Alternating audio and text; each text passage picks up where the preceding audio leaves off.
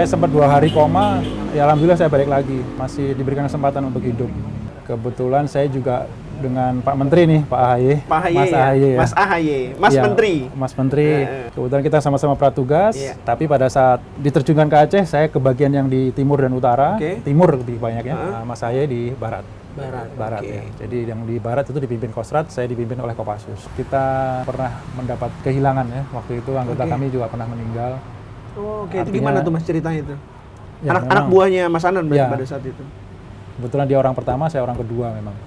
Memang ada bom saat itu yang secara tidak sengaja meledak. Jadi di tengah-tengah jembatan dia meledak. Itu saya pun juga kebetulan luka di paha ya. Oh itu bagian kena itu? Kena juga, paha saya kebetulan masuk umur segi 6 itu ya. Di paha dia bersarang. Ya alhamdulillahnya tidak kena ke pembuluh vena yang utama itu. Dia hanya di pinggirnya lah. Ada sedikit efek traumanya waktu itu karena bulan Ramadan, kebetulan sama dengan hari ini kita Ramadan. Jadi di belakang rumah sakit itu perkampungan memang. Jadi sering main petasan itu. Main petasan ya sudah. Pas saya dirawat di kamar, petasan nyala terus kita loncat-loncat itu. Saking takutnya itu, saking kagetnya ya. Takut untuk bertindak ya, bukan takut menghadapi tapi gitu kan, takut refleks kan. Harus segera menghindar gitu. Jadi kalau menyimak tadi udah kali kedua tuh saya hampir hilang nyawa tuh. Di ruang operasi, di ruang OK, di rumah sakit itu kita nggak pakai bius total atau bius, langsung itu. Masih terasa nggak? Masih Dok. Suntik lagi, jadi pakai lidokain itu. Suntiknya di sekitaran luka itu. Waduh, jadi si jarinya dokter tuh masuk nyari murnya itu. Nah, udah murnya dapat, dilempar ke dada saya. Oh gitu? Kamu ribut aja deh tadi ya, teriak-teriak.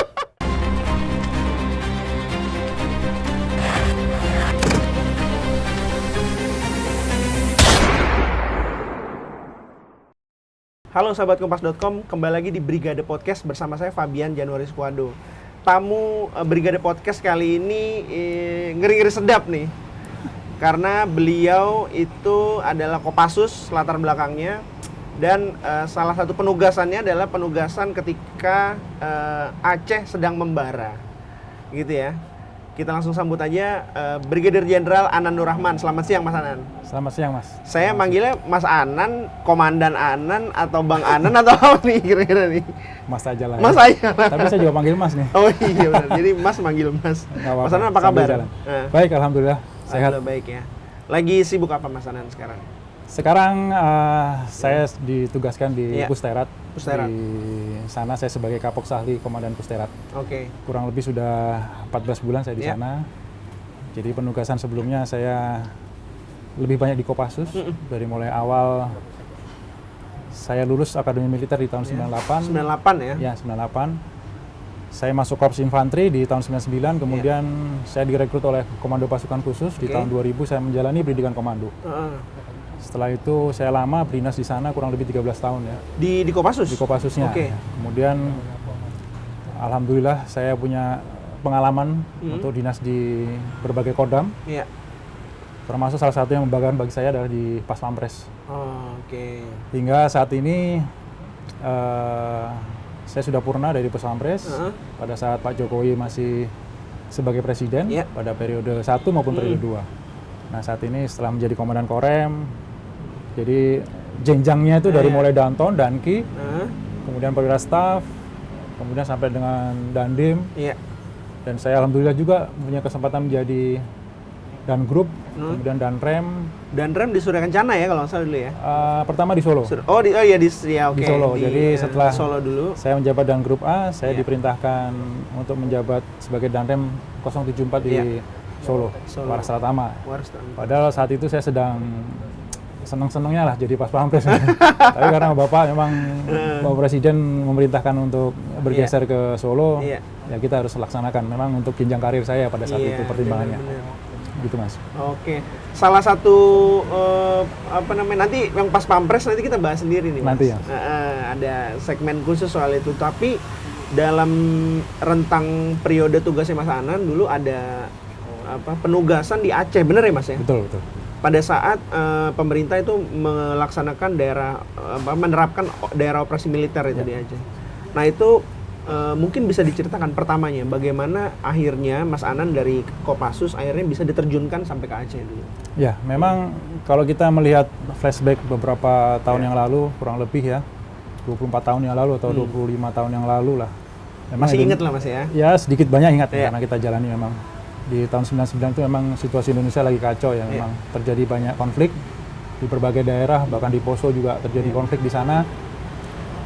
Dan Kopassus saat itu karena imbas dari tahun 98 memang ditarik kembali ke satuan masing-masing. Jadi benar-benar daerah operasi, daerah konflik itu bisa dikatakan kosong. Sehingga pada tahun 2000 kebijakan pemerintah pertama saat itu adalah mengirimkan komando pasukan khusus ke daerah operasi, salah satunya Aceh. 2000 ini berarti Presiden Bu Habibie, ya? Bu Mega berarti ya? Bu Mega, ya. Bu Mega ya, betul. Bu Mega, Jadi ada beberapa kesepakatan untuk penghentian konflik di sana, tapi ternyata gagal ya. Sehingga tetap mau tidak mau dikirimkanlah pasukan itu ke daerah operasi Aceh. Dulu masih satu kompi. Dan itu sangat luar biasa kondisinya. Setiap daerah terjadi kontak tembak. Setiap daerah di Aceh maksudnya? Setiap kampung, setiap desa masuk, itu terjadi kontak tembak pasti. Bentar lu Mas, bentar lu. Jadi Mas Anan, yang dikirimkan satu kompi aja? Belum, ini saya masih pendidikan waktu itu, tahun 2000. Jadi itu kompi kebetulan kompinya Danjen ini.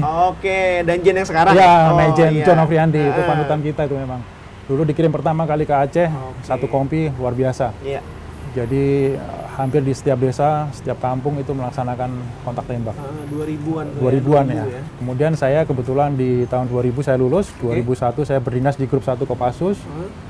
Saya masih junior waktu itu, karena memang salah satu tradisi kita adalah selain olah yuda, ada olahraga. Olah yuda, olahraga itu apa maksudnya? Olah yuda itu kemampuan bertempur di daerah operasi. Kalau yang di daerah basis kita olahraga. Baik olahraga umum maupun olahraga militer. Jadi kita selalu diadu nih antar satuan, Mas. Jadi dari berbagai grup yang ada di Kopassus saat itu kita bertempur di Jakarta, di Jantung. Itu semua kemampuan, daya dan upaya kita kerahkan. Untuk demi nama baik satuan kita. Jadi saya salah satu anggota yang di situ, peleton tangkas. Jadi sering saya bertanding, mau lari, kemudian berenang, menembak, bahkan navigasi darat, semuanya dipertandingkan di situ. Jangan-jangan ini yang pernah kemarin kami kan pernah wawancara Sparko tuh Mas. Ya, Sparko. Dan dia itu adalah salah satu yang bertanding juga dalam, jangan-jangan itu lombanya sama jangan-jangan. Ya, memang itu secara berjenjang sampai dengan tingkat angkatan darat. Memang mungkin beberapa tahun ini agak vakum ya, tapi di awal-awal dulu saya masih junior, itu selalu kita dipertandingkan dari berbagai cabang lah. Dan itu bergengsi banget pasti pada luar biasa, dan itu bisa memberikan karir yang baik. Karena memang kita sebagai panutan, sebagai contoh, fisik yang bugar, menangan di daerah basis gitu kan. Jadi saya banyak di situ. Namun suatu saat memang karena saking persaingannya sengitnya, saya sempat tumbang waktu itu. Hampir hilang juga nyawanya. Jadi nggak di daerah basis saja, daerah operasi pun bisa jadi. Bahkan di Cijantung aja sempat hilang. Ya, saya sempat 2 hari koma. Ya alhamdulillah saya balik lagi, masih diberikan kesempatan untuk hidup. Jadi nggak lama setelah itu kita turun di Angkatan Darat dan alhamdulillah kita juara 1 waktu itu di Angkatan Darat. Setelah selesai, giliran karena sudah ada adik-adik yang meneruskan, karena daerah operasi ini luar biasa. Itu adalah ujian terpenting bagi pasukan khusus. Jadi sangat terhormat apabila kita dikirim ke daerah operasi. Ditugaskan. Akhirnya saya berangkat, Mas. Ini waktu memilih pasukan itu gimana sih, Mas? Kalau kita kan selama ini kan lihatnya di film. Bahwa ayo pasukannya kumpul gitu misalnya, terus ini kita ada operasi ini, atasan memberikan perintah ini. Apakah suasananya mirip-mirip juga seperti itu? Kalau di Kopassus, karena tugas adalah ujian yang paling penting dan kebanggaan, itu rebutan biasanya. Bayangkan kita mau ke daerah operasi itu rebutan. Jadi orang-orang yang memang belum pernah tugas itu selalu terdepan dia untuk mengajukan dirinya. Dan kita memang sudah merencanakan bahwa semua prajurit Kopassus harus mengalami pengalaman di daerah operasi. Sehingga dibentuklah Satgas. Pada saat itu namanya Baladika. Baladika. Dan memang kebetulan kita di-mix dengan Kostrad. Kebetulan saya juga dengan Pak Menteri nih, Pak AHY. Mas AHY ya? Mas AHY, Mas ya, Menteri. Mas Menteri. Kebetulan kita sama-sama pratugas, tapi pada saat diterjunkan ke Aceh, saya ke bagian yang di timur dan utara, timur lebih banyaknya. Mas AHY di barat. Barat ya. Jadi yang di barat itu dipimpin Kostrad, saya dipimpin oleh Kopassus. Oh, waktu itu AHY di Kostrad ya? Ya, Kostrad. Dia 305 ya, di Kerawang. Jadi berangkat sama-sama satu kapal, tapi pada saat penempatan itu dibagi menjadi dua sisi yang berbeda ya. Nah, Mas, di dalam perjalanan apa tuh yang di pikiran, mau ke daerah operasi apa, mau udah haus aja nih kita, apa gimana tuh? Ini 25 tahun lalu mengenang lagi nih Mas ya? Iya. Kalau saya pribadi, karena pada saat itu saya berangkat sebagai perwira staf operasi ya. Saya banyak dibina oleh komandan saya yang sangat galak waktu itu. Jadi sudah, mungkin saya lebih takut sama komandan saya daripada sama Agam. Sama musuh ya, maksudnya. Jadi saya udah nggak kepikiran, yang penting tugas saya bisa saya laksanakan dengan sebaik-baiknya. Anggota harus bisa menjalankan tugasnya dengan baik, aman, selamat semua. Kita harus punya perencanaan. Jadi selama berada di kapal itu, selain kita konsolidasi, istirahat, kita juga merencanakan. Jadi kita sudah memetakan daerah yang akan kita duduki nantinya, potensi-potensi kerawanannya apa, siapa tokoh-tokohnya di sana, itu sudah mulai kita petakan waktu itu. Jadi begitu kita turun, kita tidak terlalu buta. Jadi saat itu ya, selama perjalanan kurang lebih seminggu, dari mulai Tanjung Priok menuju ke Lok Semawe waktu itu, di Kurung Gagah. Pelabuhannya namanya Kurung Gagah. Jadi saya masih di staf batalion. Jadi masih kerja sehari-hari dengan komandan. Tapi komandan saat itu memutuskan semua perwira muda harus mengalami sebagai komandan satuan. Jadi setiap 3 bulan memang kita diberikan kesempatan untuk terjun ke bawah. Jadi saya jadi Danton, yang lain bisa jadi perwira staf. Memang itu keputusan komandan pribadi, secara buku mungkin tidak, tapi secara subjektifnya beliau ya, profesionalismenya itu yang memang beliau luar biasa, memberikan kesempatan itu luar biasa. Jadi tidak melulu di kantor lah ibaratnya, melulu di kotis, di komando taktis, tapi bisa mulai pengalaman kontak tembak, pengalaman menyelami daerah-daerah yang rawan. Ini kok kayak kesannya kayak apa ya? Ya, akhirnya suatu saat lah saya sudah bisa membawa peleton waktu itu. Dan memang tugasnya tidak pernah berhenti. Kita hanya istirahat 1-2 hari, masuk lagi ke kolam, masuk lagi ke daerah-daerah yang memang kita curigai banyak musuh di situ ya. Jadi kita kejar. Mungkin seperti makan obat kali ya, kalau kontak tembak itu pagi, siang, sore itu. Mungkin nggak terbayangkan, seperti main-main dulu kan. Jadi suaranya tuh mungkin ya, kok ada apa di belakang, kayak ada suara-suara apa gitu, ternyata suara tembakan. Oh, jadi itu suara tembakan waktu itu udah kayak jadi hal yang biasa aja ya, gitu? Karena mungkin nggak kayak di film ya. Karena dia kena batu misalnya itu, jadi suaranya tuh khas gitu. Kita bisa hafal tuh, ini suara M16, ini suara AK-47, itu kita bisa hafal. Saya pikir waktu itu kena siapa yang ini ya, kok usil gitu. Ternyata itu pecahannya berada di bawah kaki saya waktu itu. Begitu kita sadar, langsung kita melebar semua, cari posisi yang aman, kita laksanakan pengejaran waktu itu. Ya, jadi hari-hari hampir kurang lebih sama, kita ambush, ya, kita pengendapan. Ambush itu apa Mas? Pengendapan. Pengendapan itu apa tuh? Jadi kita ambush itu kita mengendap-endap gitu. Apa menyamar kita gitu kali ya. Kita diam di satu titik yang hening, terlindung. bener-bener. Ya, kita menunggu saat musuh lewat. Jadi Mas inget nggak kontak tembak pertama yang terjadi di Aceh, Mas Anan inget nggak? Pertama kali kontak tembak tuh gimana ceritanya itu? Itu tadi yang saya ceritakan. Dia pecahan peluru itu ada di bawah kaki saya, dan batunya itu kena bagian bawah paha saya waktu itu, dan saya kaget waktu itu.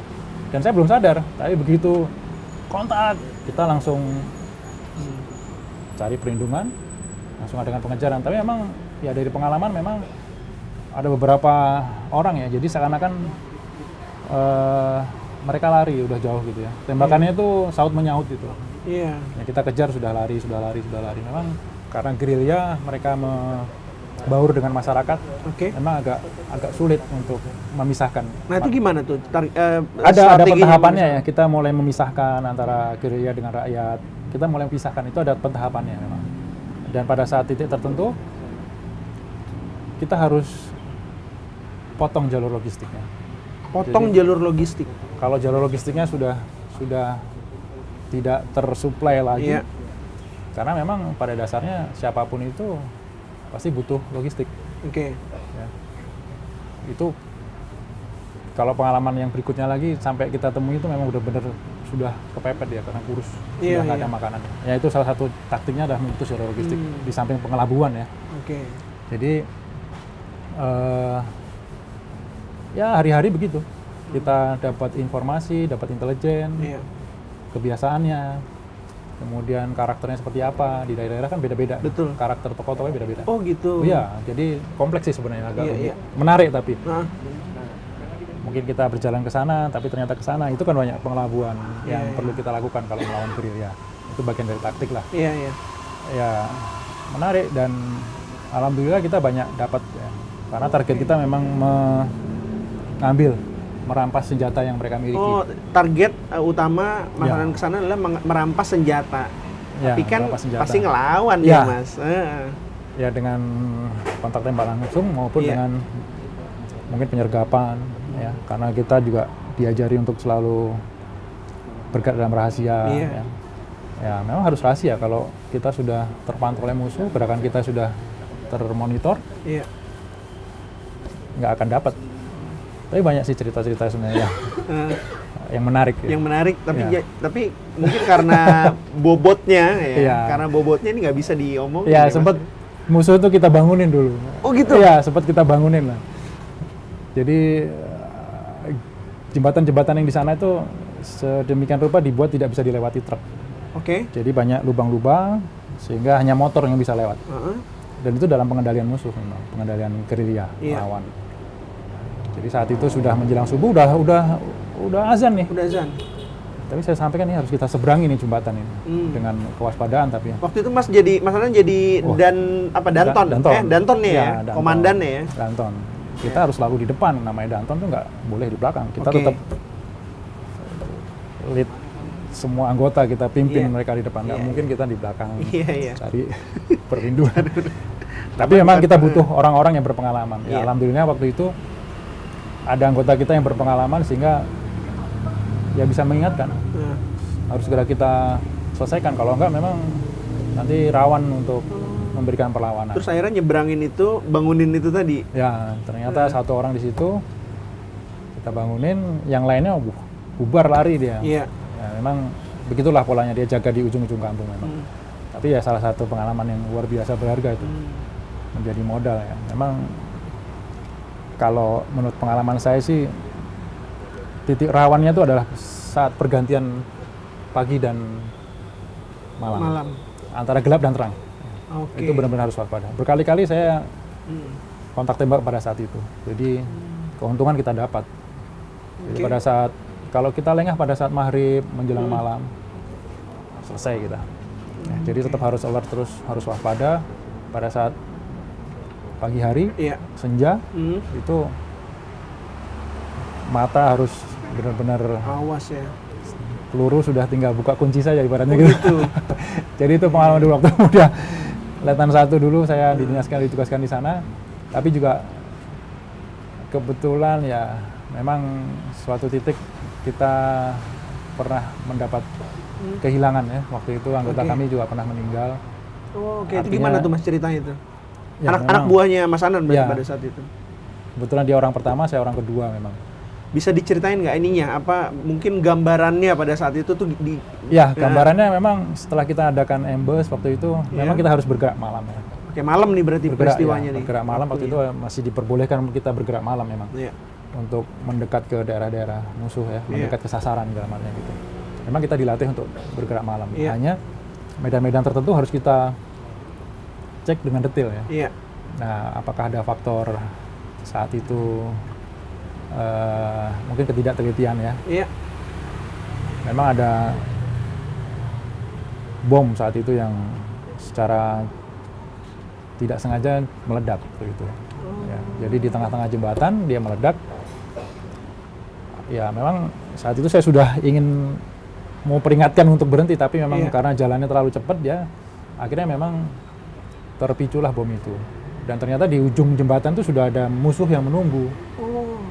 dia sudah menunggu, ini meledak, luar biasa kencang sekali itu. Jarak cuman mungkin 4-5 meter lah. Oke. Dan saat itu pecahannya itu terdiri dari gerigi, kemudian besi-besi tajam, kir sepeda motor itu benar-benar melesat. Jadi rompi pun itu sampai sobek-sobek. Kemudian senjata SS1 waktu itu masih SS1 itu pun melesep. Itu terkena isian dari bom itu. Kemudian kepala juga, helm belum ada, Mas. Nggak pakai helm dulu? Belum ada. Oh, belum ada. Waktu itu belum ada. Jadi ini sobek semua nih. Jadi darah semua di mana-mana. Jadi 4 orang pertama memang terkena imbasnya memang. Oke. Dan saat itu kita harus evakuasi yang 1 orang yang di paling dekat dengan bom. Ya mau nggak mau kita harus buka tembakan karena di sana ternyata ada suara AK. Kita buka tembakan, kita berikan perlawanan dulu, baru kita evakuasi. Nah saat itu memang kondisinya agak parah ya Mas ya, karena memang si anak buahnya Mas Anan ini ya? Memang kenanya hanya di lutut ke atas ini bersih dia. Hanya lutut ke bawah itu memang sudah banyak pendarahan. Dan luar biasa, almarhum ini sangat kuat, 3,5 jam dia berjalan. Di hutan itu? Itu di ujung kampung. Oh, di ujung kampung, oke. Jadi 3,5 jam menunggu pertolongan. Karena jembatan yang paling dekat itu dipotong sama musuh, dipotong. Waktu itu dipotong sehingga harus berputar tuh 2,5 jam lebih lah. Sehingga saya janji pada saat itu, kamu harus sembuh. Saya bawa kamu ke rumah sakit yang terbaik di Jakarta, saya bilang. Siap komandan, siap komandan. Tapi mau nggak mau saya harus ambil keputusan segera untuk cari bantuan waktu itu. Ya. Saya cari bantuan, ternyata lama dan pada saat datang sudah beda 10 menit lah, sudah tidak ada. Jadi kalau sudah kena memang pembuluh darah yang paling utama di paha dan ke bawah itu memang susah ya Mas? Susah memang ya. Jadi itu pengalaman yang paling menyakitkan sebenarnya ya. Jadi itulah. Setelah itu saya pun juga kebetulan luka di paha ya. Oh itu bagian kena itu? Kena juga, paha saya kebetulan masuk mur segi 6 itu ya. Di paha dia bersarang. Ya alhamdulillahnya tidak kena ke pembuluh vena yang utama itu. Dia hanya di pinggirnya lah. Cuma lumayan banyak darah yang musuh yang di ujung dapat nggak tuh tapi? Nggak, dia lari. Kita nggak fokus ke mereka. Mereka juga takut kan. Mereka juga takut kalau kita lawan balik kan. Mereka lari ke kejauhan, kita juga mundur. Mungkin bagi mereka udah kena nih satu nih misalnya gitu. Jadi sudah mungkin atau gimana itu mungkin psikologinya pada saat itu ya?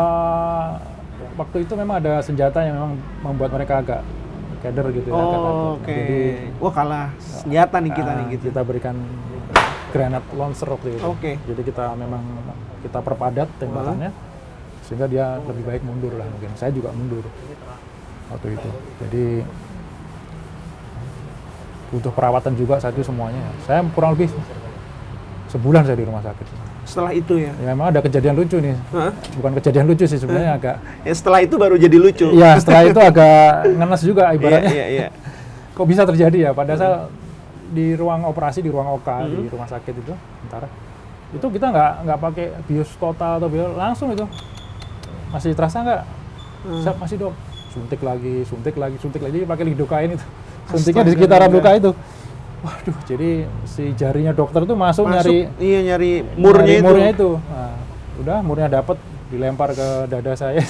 Oh gitu? Kamu ribut aja deh tadi ya, teriak-teriak. Ih serem banget. Akhirnya dirawat sambil recovery. Itu dokter tentara juga? Tentara juga. Oh, pantes. Saya ingat waktu itu letkol. Kita juga takut juga masih letkol kan. Siap dok, siap. Dia begitu dapat dilempar tuh ke Dan ada sedikit efek traumanya waktu itu karena bulan Ramadan, kebetulan sama dengan hari ini kita Ramadan.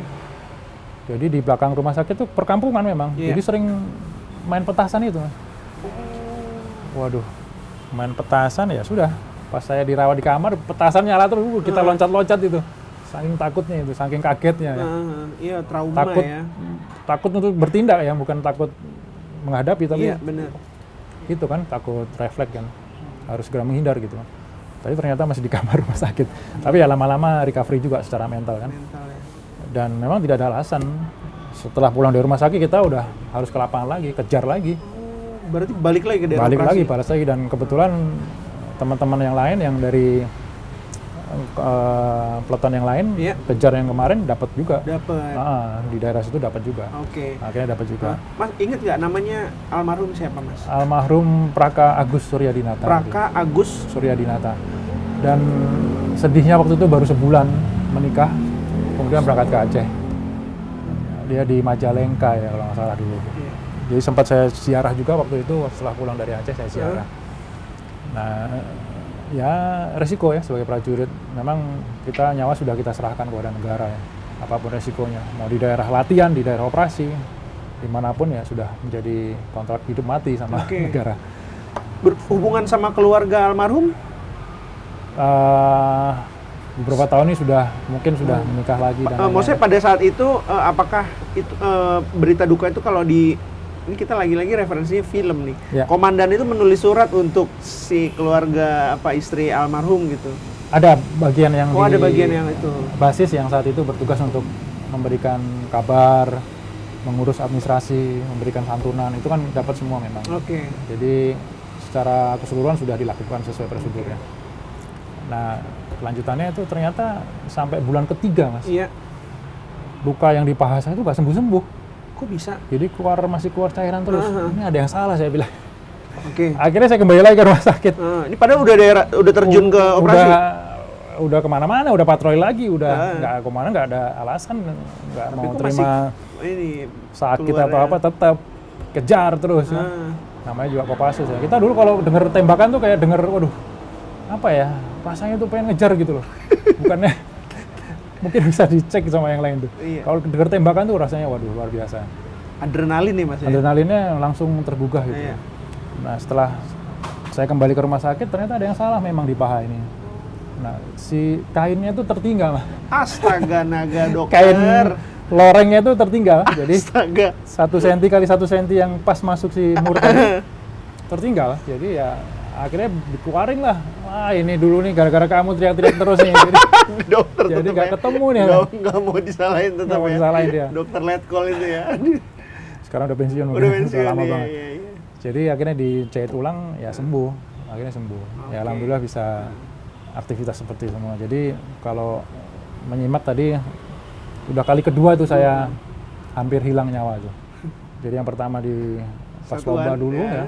Karena di lomba itu, yang mungkin yang tadi cerita, itu beberapa orang sempat dehidrasi, heat stroke, itu meninggal.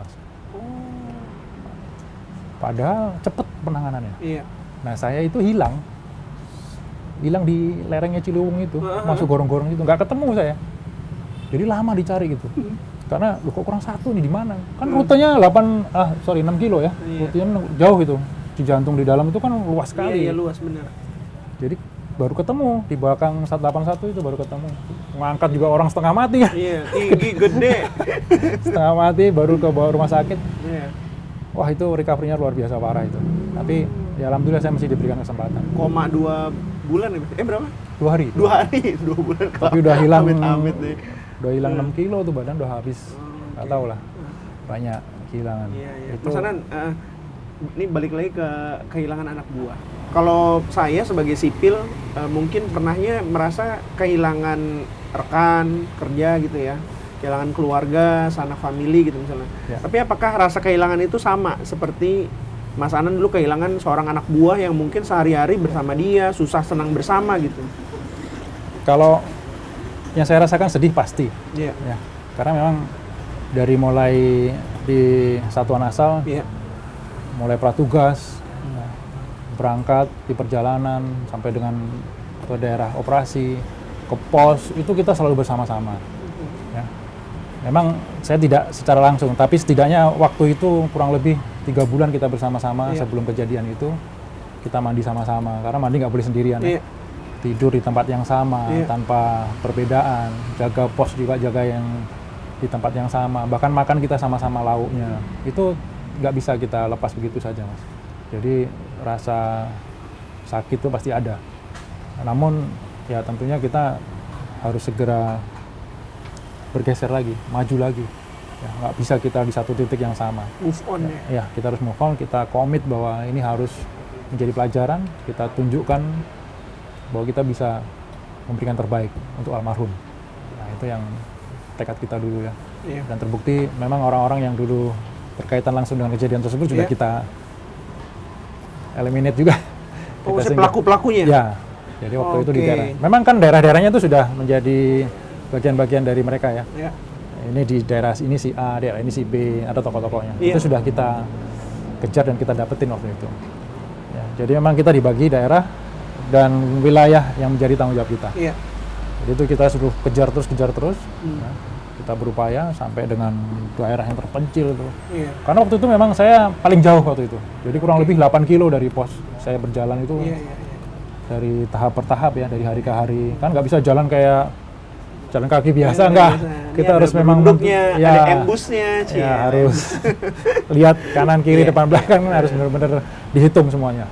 Belum ada kontak tembak gitu ya. Ya, jadi memang resikonya sangat tinggi. Tapi itu memberikan pengalaman yang luar biasa. Kalau saya bilang tadi sebenarnya komando itu ada singkatan, yang terakhir itu adalah operasi adalah ujian terpenting bagi prajurit komando. Ya, itu ada lagunya itu. Apa tuh Mas? Lagunya gimana? Ada di IG saya sih Mas. Oh, ada di IG. Itu zaman muda tuh. Jadi komando tuh ada singkatan-singkatannya. Itu dari senior. Itu apa doktrinnya senior gitu ya. Jadi salah satunya juga olahraga, olah yuda, olah pikir harus unggul. Mas Anan, trauma nggak dengan kehilangan anak buah itu? Dan bagaimana rasanya move on tadi tuh apa namanya? Apa yang harus kita tanamkan itu supaya trauma itu hilang gitu? Ya kita harus lebih hati-hati. Karena pengalaman itu sangat berharga ya. Buku petunjuk yang dilatihkan di pendidikan dulu, pada saat pratugas itu harus benar-benar kita kembali ke sana. Kita berdemani, kita ingatkan kembali. Jadi nggak bisa kita sembarangan bergerak. Harus penuh perhitungan. Karena daerah-daerah yang kita hadapi juga berbeda-beda karakternya. Itu ada pelajarannya. Walaupun tentunya inovasi juga harus kita terapkan juga.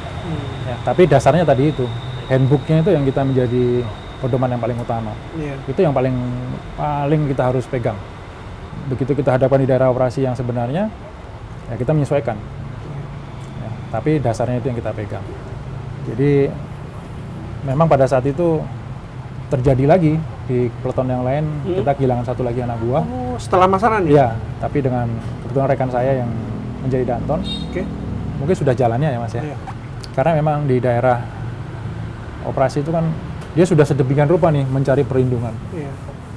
Tapi pelurunya itu bisa tembus, tembus dari pohon yang dia jadikan perlindungan. Jadi tembus kena kepala dia. Jadi memang rikoset ya. Apa rikoset itu? Rikoset itu apa mantul ya? Iya, mantul. Jadi sudah sedemikian rupa mempunyai lindung tembaknya sudah bagus, tapi kena peluru rikoset tadi. Jadi kena kepala. Jadi memang sudah ya jalannya mungkin. Jalannya betul. Secara teknis militernya dia sudah dapetin. Ya itu. Jadi selama penugasan kita kehilangan 2 orang memang selama 14 bulan. Nah memang ya suka dukanya banyak sih Mas. Satu lagi itu dulu udah ada perintah nih. Ya kita pulang.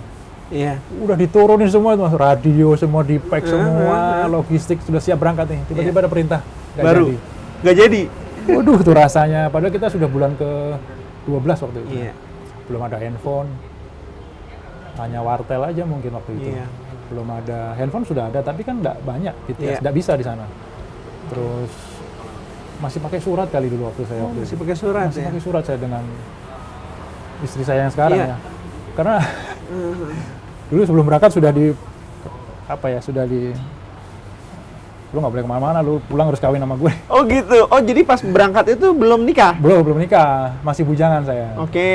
Masih bujangan, jadi harus diperjelas lah. Kalau orang Jawa, karena saya orang Solo ya, sudah nembung nembung itu kurang lebih lamaran lah hari ini. Itu jadi kamu sudah komit.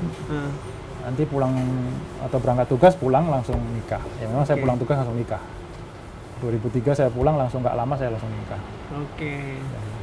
Nggak lama. 2004 saya berangkat lagi ke Aceh. Nah itu mungkin periode yang kedua. Anak saya sudah 5 bulan umurnya. Nah, ini udah lahir udah 5 bulan udah berbeda lagi nih, anak udah 5 bulan. Udah saya tinggal lagi ke Aceh.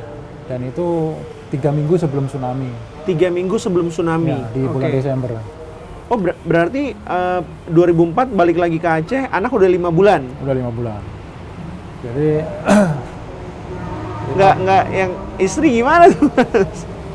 Istri alhamdulillah udah pindah ke Serang ya waktu itu. Dari Solo udah pindah ke Serang. Jadi anak-anak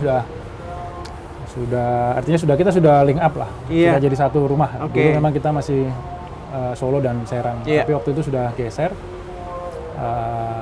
5 bulan saya tinggalkan waktu itu. Karena waktu itu saya tim sus, Kopassus semua yang berangkat. Hanya pasukan kecil waktu itu. Jadi kita diberangkatkan dengan Hercules. Oke, jadi lama lebih cepat, ya kalau kapal kan seminggu. Oh iya. Padahal Hercules juga lama sebenarnya Mas. Kapalnya alhamdulillah udah pensiun sekarang. Oke. Sekarang udah luar biasa, jauh lebih baik dibandingkan 24 tahun yang lalu. Iya, harus ada perbaikan dong, Mas. Pelan banget, Mas. Mohon maaf. Iya, dulu sudah banyak perbaikan. Iya. Sekarang naik Hercules ya 3 minggu. Tapi saya dapat daerah yang berbeda karena saya masuk di Aceh Utara. Aceh Utara. Ya, Aceh Utara. Daerah operasi kita di Takengon, Matang Gelubang 2. Nah, seperti tadi yang saya ceritakan pada saat tsunami, saya kebetulan lagi dirawat karena trombosit saya drop. Itu kebanyakan makan ransum, Mas. Memang lambung saya kurang kuat waktu itu. Dirawat karena drop. Malam minggu paginya tsunami. Luar biasa dahsyatnya. Tapi rumah sakitnya bagian di terdampak nggak? Wilayah terdampak bukan? Hanya gempanya saja. Kalau tsunami-nya enggak. Jadi gempanya itu kerasa ya. Wah, luar biasa. 9, sekian skala Richter itu luar biasa. Ya itu karena saya di kamar sendirian, nggak ada yang nunggu. Saya cuma lihat bak mandi itu yang tidak penuh itu keluar airnya. Kalau bak mandi penuh airnya kan biasa ya. Ini yang airnya tuh setengah. Dia keluar gitu. Dia kayak dikocok-kocok gitu. Jadi tabung oksigen jatuh, semuanya jatuh, orang lari. Udah masing-masing, nggak ada yang nolong. Alhamdulillah masih duduk di sini, Mas. Jadi itu pagi, begitu sekian jam kemudian ya kalau nggak salah, beberapa jam dari kejadian memang mulai berdatangan ya. Korban-korban. Korban. Ya. Oh berarti Mas Anan melihat korban itu karena dievakuasi sebagian juga ada yang di rumah sakit sampai dengan Aceh Utara.